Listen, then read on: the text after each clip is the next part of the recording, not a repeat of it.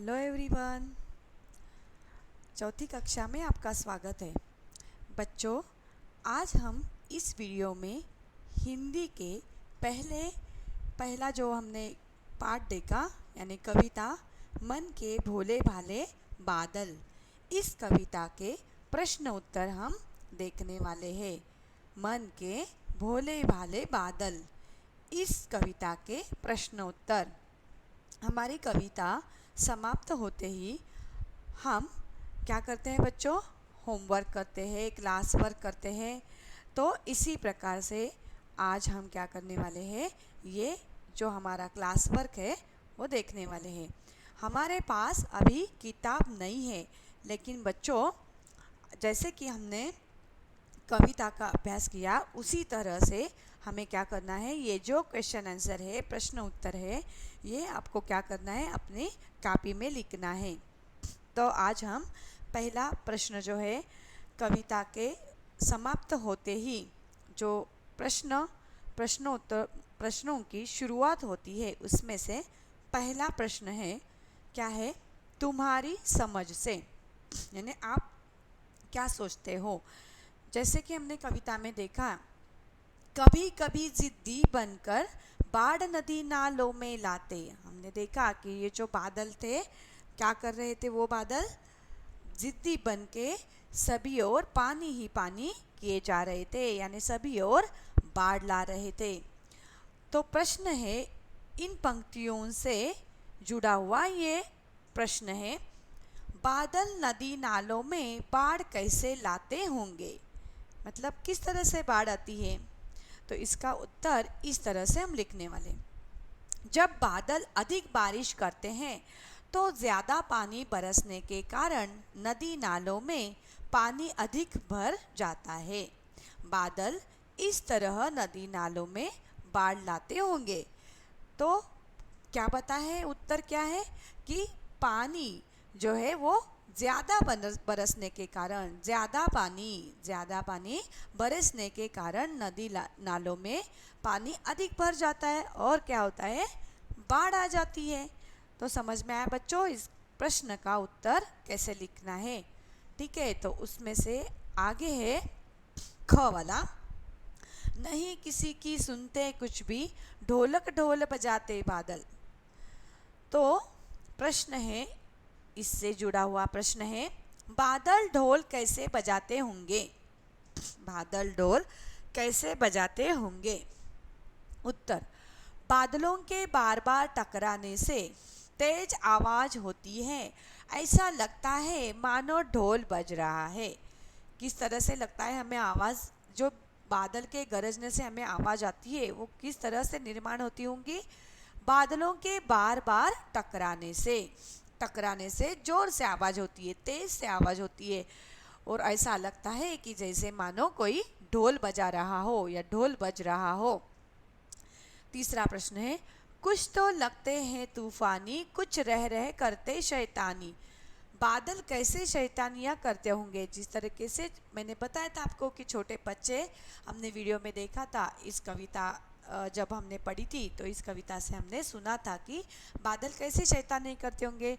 जिस तरीके से छोटे बच्चे शैतानियाँ करते हैं, उसी तरीके से ये बादल भी शैतानियाँ करते हैं। लेकिन किस तरह से शैतानियाँ करते होंगे वो? बादल कभी शांत दिखाई देते हैं, कभी टकराकर जोर जोर से गरजते हैं।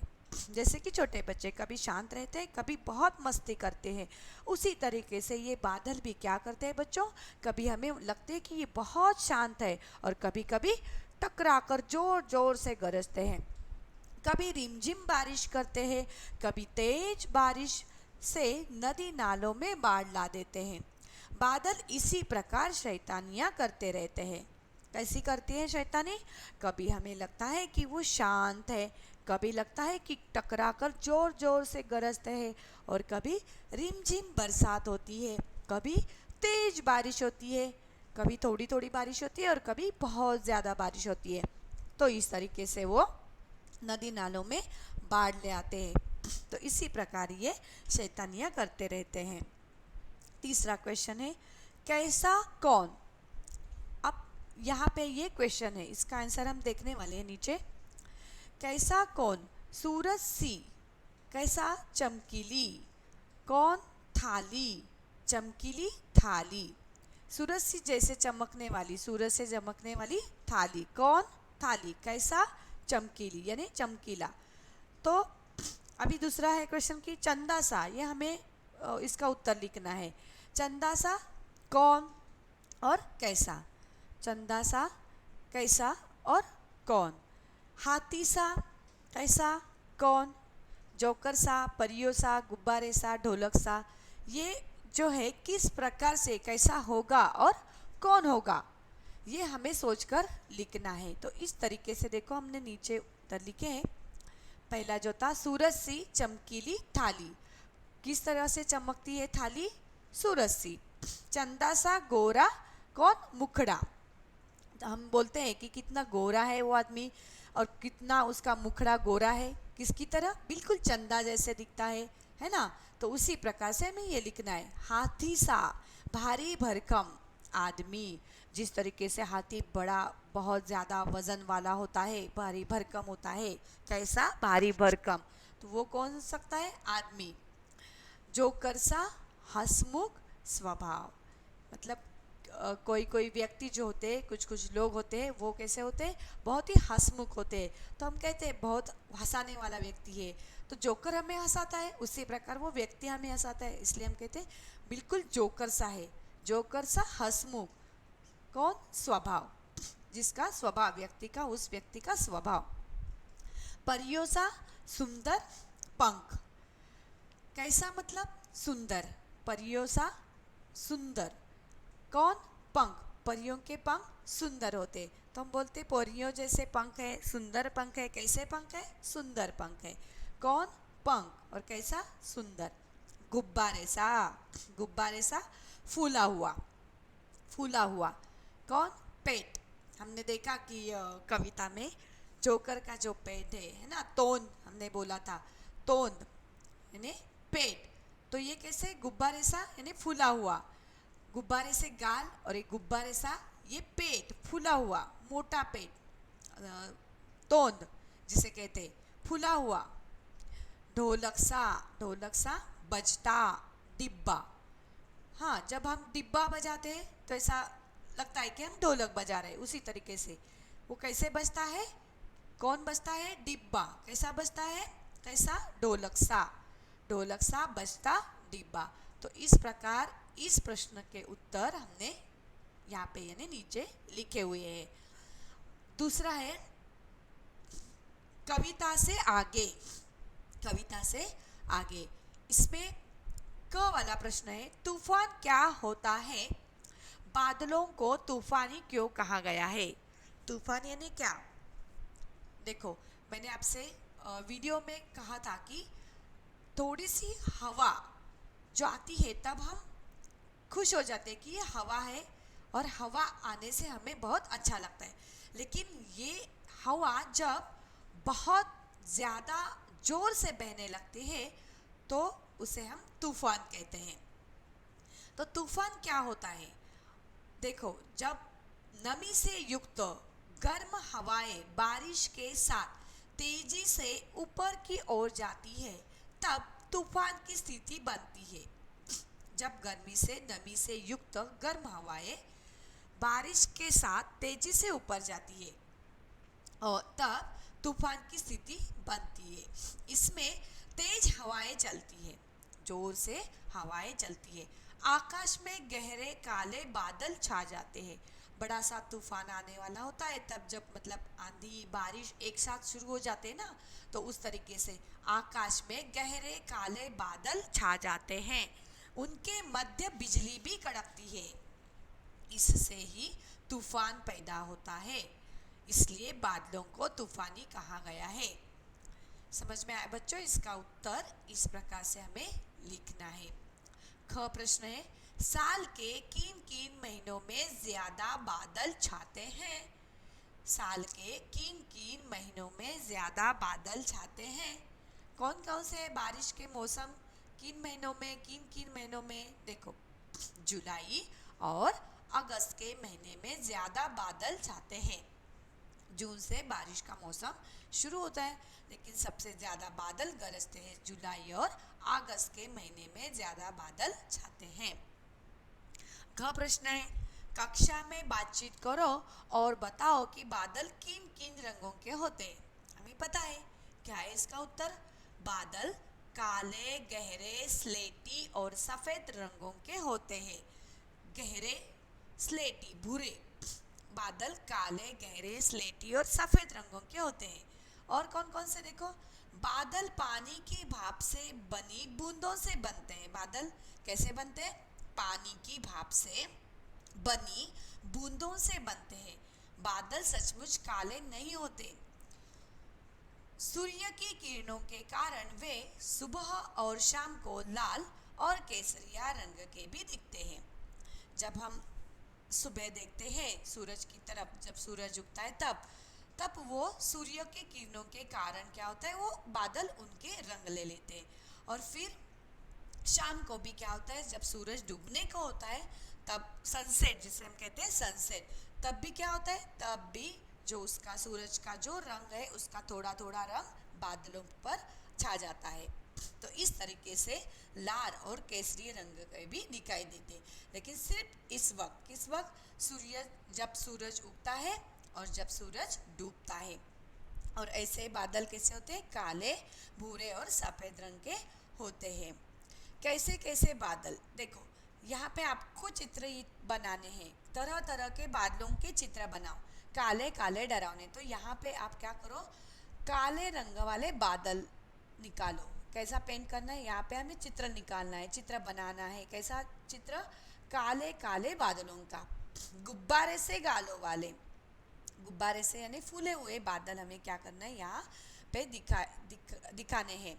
यहाँ पे ऐसे बनाने हैं, बड़े से फूले हुए बादल बनाने हैं। और यहाँ पे हल्के फुल्के सुहाने, जो हम हर रोज़ देखते हैं, हल्के फुल्के सफ़ेद या थोड़े से नीले ऐसे बादल हमें यहाँ पे हल्के फुल्के, इसका चित्र यहाँ पे बनाने हैं। समझ में आया? आपको अपने कॉपी में करना है। प्रश्न उत्तर के साथ ये भी आपको चित्र बनाने हैं। कविता में बादलों को भोला कहा गया है।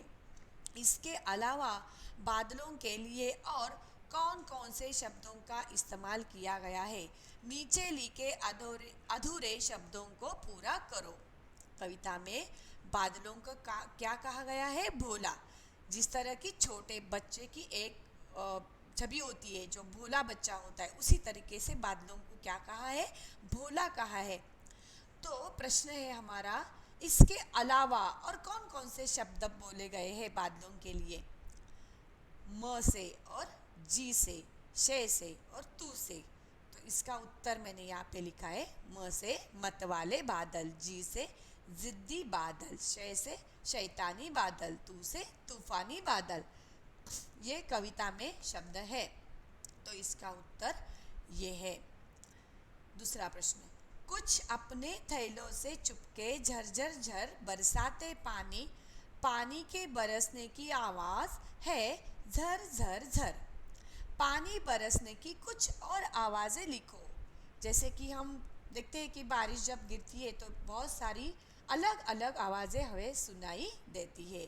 तो हमें जो आवाज़ें सुनाई देती है वही हमें लिखनी है। टप टप, रिम झिम, और कौन कौन सी देखते हैं? टप टप, रिम झिम, छप छप, टिप टिप, छम छम, चट चट चट। जो इसके अलावा भी अगर आप लिखना चाहते हो वो भी आप लिख सकते हो। दूसरा प्रश्न देखो, बादलों की तरह पेड़ भी अलग अलग आकार के होते हैं। कोई बरगद सा फैला हुआ और कोई नारियल के पेड़ जैसा ऊंचा और सीधा। अपने आसपास अलग अलग तरह के पेड़ देखो, तुम्हें उनमें कौन कौन से आकार दिखाई देते हैं? सब मिलकर पेड़ों पर एक कविता भी तैयार करो। देखो, अभी ये जो प्रश्न है, बादलों की तरह, बादल हमने जो देखा मतलब हाथी की आकार में है, ऊंट की आकार में, उसी तरह क्या है प्रश्न हमारा?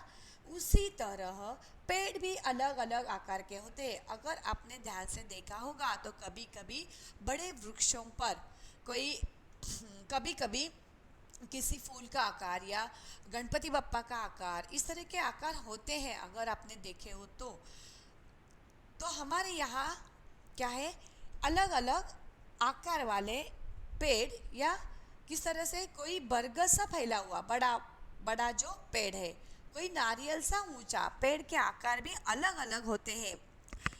नीम का पेड़ देखो, आम का पेड़ देखो, और यहाँ पे दिखा है जैसे नारियल का पेड़ देखो, वो कैसा होता है, बड़ा ऊंचा होता है, लंबा होता है। तो उसी प्रकार उनके आकार भी होते हैं अलग अलग, वो हमें क्या करने, लिखने हैं। फिर अपने आसपास के अलग अलग तरह के पेड़ देखो, मतलब हम देख सकते हैं कि कितने आकारों में ये पेड़ है, हम उसे देख सकते हैं, अलग अलग आकार के पेड़। और आपको कौन कौन से आकार उनमें दिखाई देते हैं, वो आप देखकर क्या करना है, उसे लिखना है। किसी को मतलब इसका उत्तर अलग अलग होगा, किसी को कुछ, मैंने अभी जैसे बताया कि गणपति बापा के आकार में वो पेड़ है, या किसी और फूल के आकार में है, तो कौन कौन से आपको आकार दिखते हैं वो लिखने हैं। और क्या करना है बच्चों, सब मिलकर पेड़ों पर एक कविता तैयार करो। तो आप अलग अलग तरीके से कविता भी तैयार कर सकते हो। ऐसी छोटी सी एक कविता है, लंबा पेड़ छोटा पेड़, पतला पेड़ मोटा पेड़, यानी पेड़ के अलग अलग आकार, उसी से जुड़ी हुई ये कविता। लंबा पेड़ छोटा पेड़, पतला पेड़ मोटा पेड़, फल देता हमें प्यारा पेड़, ऊंचा पेड़ नीचा पेड़, सूखा पेड़ हरा पेड़, छाया देता अच्छा पेड़, प्यारा पेड़ न्यारा पेड़, सबका पेड़ हमारा पेड़, हम सबका है साथी पेड़। पेड़ हमारे साथी है, वृक्ष हमारे साथी है। तो यहाँ अलग अलग प्रकार की आकारों की बात की है, लंबा है छोटा है पतला है मोटा है। और ये जो सारे पेड़ हैं वो हमें क्या करते हैं, फल देते हैं, फूल देते हैं, है ना। कोई पेड़ ऊंचा होता है, छोटा यानी नीचा होता है, सूखा होता है, हरा होता है, हरे हरे पेड़। अभी तो सारी ओर हरियाली छाई हुई है, तो हमें सभी ओर हरे पेड़ दिखाई देंगे। और वृक्ष का महत्व आपको पता है, पेड़ हमें फल फूल और क्या देते हैं, छाया देते हैं। तो ये सब अच्छे पेड़ हैं, और इसीलिए हम पेड़ों को हमारा क्या मानते हैं, साथी मानते हैं। तो बच्चों इस तरीके से क्या करना है, हमें ये जो सारे प्रश्न उत्तर है, मन के भोले भाले बादल, इस कविता के ये सारे प्रश्न उत्तर कक्षा चौथी विषय हिंदी पाठ 1 मन के भोले भाले बादल, इसके जो प्रश्न उत्तर अभी मैंने आपको पढ़कर सुनाए हैं, इसे आपको क्या करना है, कॉपी में लिखना है। ये हमारे कविता के समाप्त होने के बाद जो प्रश्न उत्तर होते हैं हर रोज की तरह, वैसे ही ये प्रश्नोत्तर है।